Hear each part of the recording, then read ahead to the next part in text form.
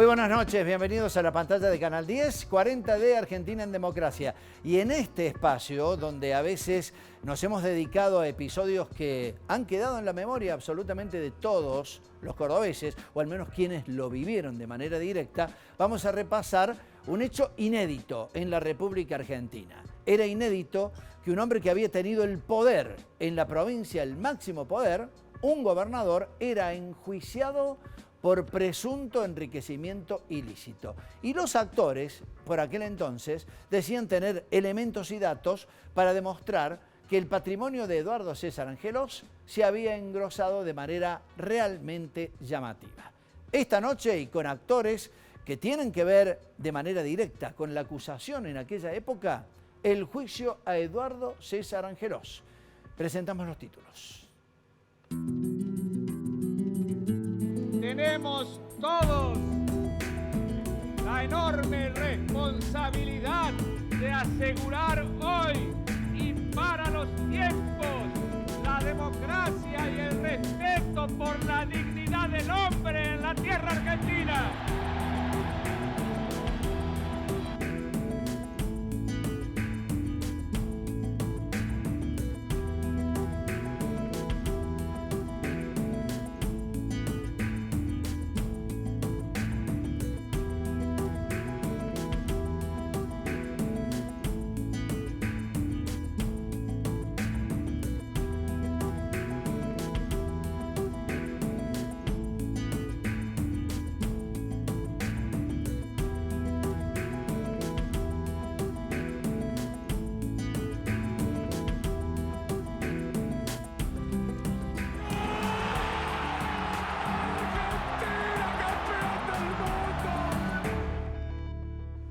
Decíamos, un hecho inédito, acusar por enriquecerse durante su gestión a quien había sido el gobernador de la provincia.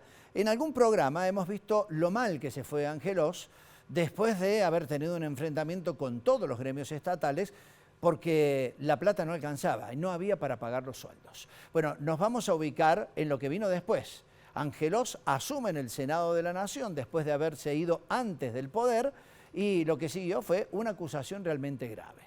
Vamos a saludar a uno de los invitados. En primer término presentamos al doctor Carlos Ferrer. En su momento fue el fiscal que llevó adelante la investigación por esta gravísima denuncia. Doctor Ferrer, un placer. Buenas noches. ¿Cómo está? El placer es mío, Julio. Bueno, ya vamos a preguntarle cuándo es el primer momento en que toma contacto con la causa. Quiero saludar a Gustavo Di Palma, periodista, comunicador e historiador también, quien nos va a aportar algunos detalles de la época en que se vivía. Gustavo, un placer tenerte nuevamente en el programa. Julio, muchas gracias. Buenas noches. Muchas gracias. Doctor Ferrer, ¿cuándo tiene usted el primer acercamiento con la causa? Porque tenemos entendido que de algunos gremios estatales vinieron con datos concretos de un enriquecimiento del patrimonio de Angelos. Bueno,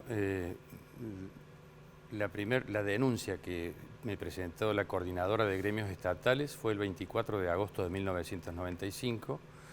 Las 8 entidades gremiales se comparecieron y se presentaron sin datos concretos, haciendo referencia a hechos de corrupción o irregularidades que se habían dado en los ámbitos a los que ellos representaban. Por el hecho de no contar con demasiadas precisiones, se me ocurrió que por la razón que acabo de mencionar, que es que ellos representaban a las personas que se desempeñaban en los ámbitos públicos estatales, donde posiblemente se habrían cometido esas irregularidades, los convoqué, pero por separado y sucesivamente, para que en un plazo perentorio me acompañaran los hechos que concretamente conocían.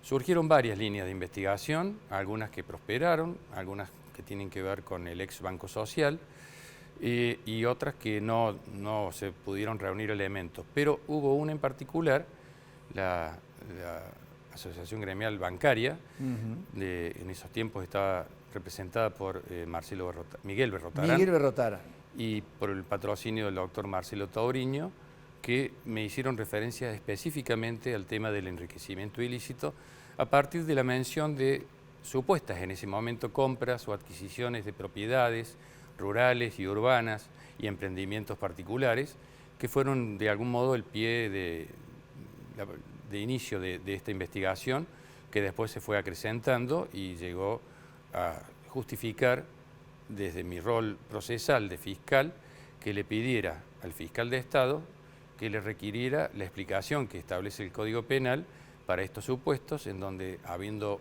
un evidente aumento del patrimonio de un funcionario público, debe dar explicaciones de cómo justificar, cómo es que pudo acceder a esas adquisiciones. Hecho este requerimiento por parte del fiscal de Estado, el doctor Sapiola, y con la respuesta que se me hizo llegar del exgobernador, con otros elementos de prueba que también se agregaron, me consideré en las condiciones de pedirle al juez de control, que es el responsable de la investigación cuando se trata de funcionarios públicos, y Angelos, a pesar de que había dejado de ser gobernador, era senador de la Nación. Obviamente tenía fueros. Tenía fueros, claro que sí, y se abocó el doctor Manuel Molina, cuya actuación debo destacar porque la llevó adelante a la investigación que le correspondía con enjundia, con determinación, con compromiso, y en su momento, cuando culminó esa investigación, después de escuchar las posturas defensivas de los 15 imputados que hubo en la causa, corrió traslado para que redactara la acusación, lo que así hice. Bien, vamos a repasar en el archivo de Canal 10 el momento de la lectura de esta acusación contra el doctor Eduardo César Angelos. En un momento, y ya lo va a comentar Gustavo Di Palma, en donde todo era muy vertiginoso y evidentemente generaba muchísima polémica. Repasamos el testimonio. A 7:35, el fiscal de sexta nominación, Carlos Ferrer, se está dirigiendo hacia el juzgado del doctor Carlos Pesetti para hacer entrega de la resolución que ha tomado respecto de la denuncia hecha por enriquecimiento ilícito contra el exgobernador Eduardo Angelos. Presentarle al juez de instrucción un pedido de investigación ante la posible comisión del ilícito penal que venía investigando la Fiscalía, y en virtud de lo cual ha llegado al convencimiento de que esa investigación debe darse. ¿Sobre qué personas, doctor?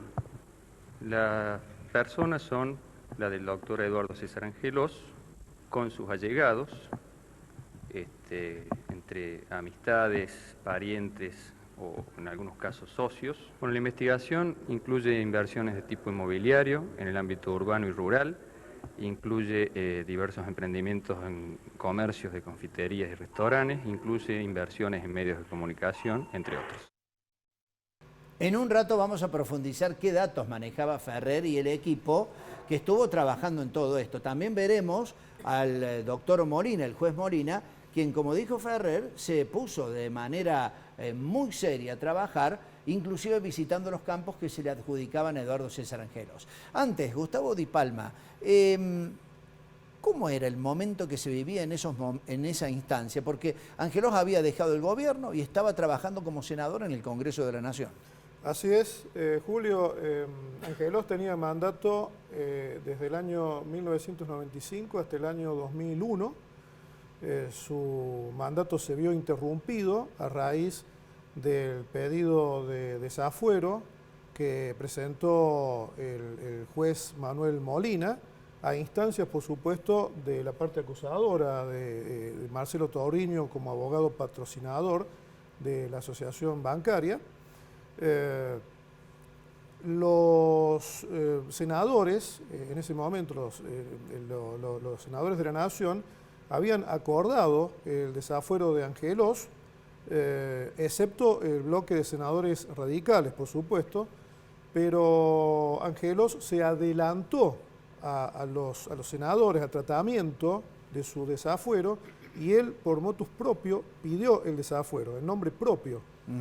Y, por supuesto, regresó a Córdoba dejando constancia de que él mismo había pedido el desafuero para que la justicia lo pudiese investigar. Pese a que ya había un acuerdo del Senado para desaforado. Es decir, si Angelos no pedía su propio desafuero, Igualmente, terminó siendo una suspensión por un determinado Sí, tiempo, exacto. el Senado lo iba efectivamente a quitar los fueros. Aunque dicen que políticamente tenía una protección de Carlos Menem, por entonces presidente de la Nación. bueno, Una especulación sí. periodística decía que Menem no quería pasar por lo mismo que Angelos más adelante. Sí, de todas maneras, hay quienes dicen también que Menem le soltó la mano a Angelos y lo dejó librado a la suerte y a la decisión que tuvieran los senadores del bloque peronista. De ahí que el destino de Angelos estaba sellado. El desafuero, Julio, fue en principio por 60 días. Por supuesto, el doctor Ferrer acá nos podrá ilustrar respecto Si servía de algo eso, si evidentemente servía de no. algo. Entendemos nosotros como periodistas, obviamente, que 60 días era un plazo muy exiguo, así que el juez Manuel Molina pidió la extensión del plazo y obviamente se la otorgaron. Antes de seguir con eso, quiero recordar en la historia de este trámite cómo Angelos decía que él mismo iba a pedir su desafuero para que la Cámara no se viera obligada a eso.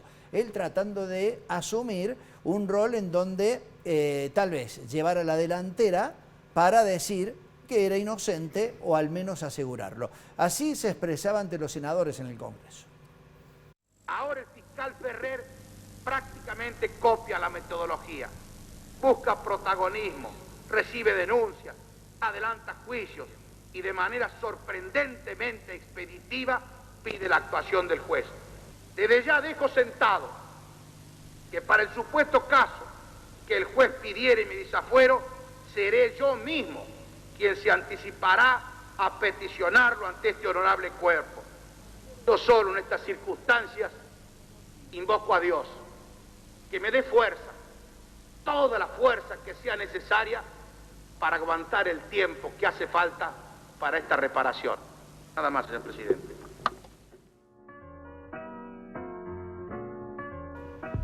El discurso del doctor Angelos en el Senado, pidiendo fuerzas a Dios, pero también dejando su mensaje, doctor Ferrer, ¿empezaban ahí algunas presiones? En realidad, si las hubo, yo no las asumí como tales. Yo era consciente absolutamente de que una causa de esta naturaleza significaba un enorme compromiso y responsabilidad por hacer las cosas correctamente. Esa es la mayor presión, la que uno puede mencionar. Pero yo, no sé si más que presiones, en algún momento lo que sentía era que estaba institucionalmente solo, en el sentido de que, no digo que no haya tenido el respaldo del Ministerio Público, pero los hechos que se estaban investigando eran de alguna manera, no eran ignorados por buena parte de la sociedad política, económica, social de Córdoba. Y la presión es de no haber tenido el acompañamiento de las personas que conocían de esos casos, de esos hechos, de esos emprendimientos, que incluso participaban y personas con las que yo a lo mejor tenía trato personal, y nadie se acercó a decirme, che, te faltó esto, o mira esto, o al revés, no te equivoques, no hizo eso, de ninguna manera. Y nadie aportó nada. Nadie aportó nada.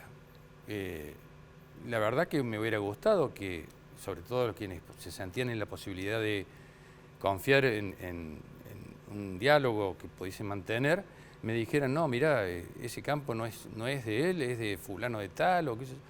Pero nadie se acercó. Y al revés, toda la prueba y la documentación y las escrituras a las que accedimos revelaban todo lo contrario.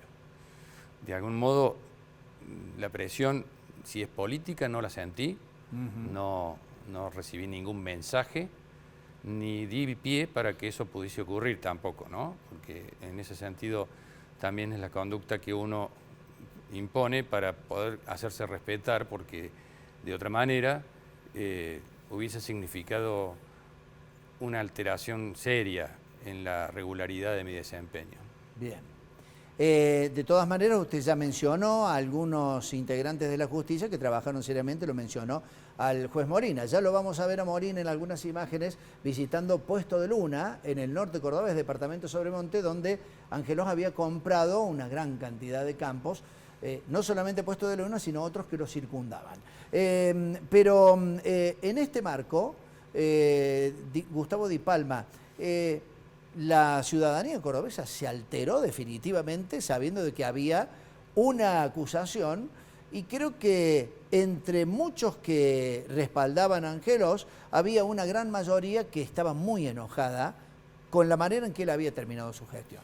Sí, ya estaba convulsionada, Julio. Recordemos que la crisis financiera con la que terminó el gobierno de Angelos, el incendio de la provincia, ya se había producido y todavía se estaban sintiendo en carne viva los coletazos de aquellos hechos del invierno de 1995. Pero, y obviamente que la ciudadanía, quizás con un poco de estupefacción, veía cómo avanzaba este proceso, teniendo en cuenta que bueno, la figura de Angelos, todos lo conocimos, un personaje político que hacía de la ética y del aplomo político sus banderas, digamos.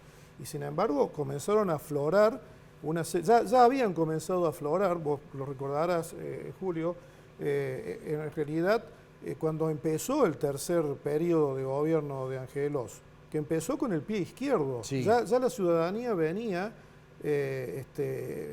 conmocionada por una serie de sucesos, como por ejemplo el asesinato del ex senador Regino Mathers. Pero antes de darte otros detalles, déjame puntualizar, por favor, un par de cosas que tienen que ver con el tema del fuero.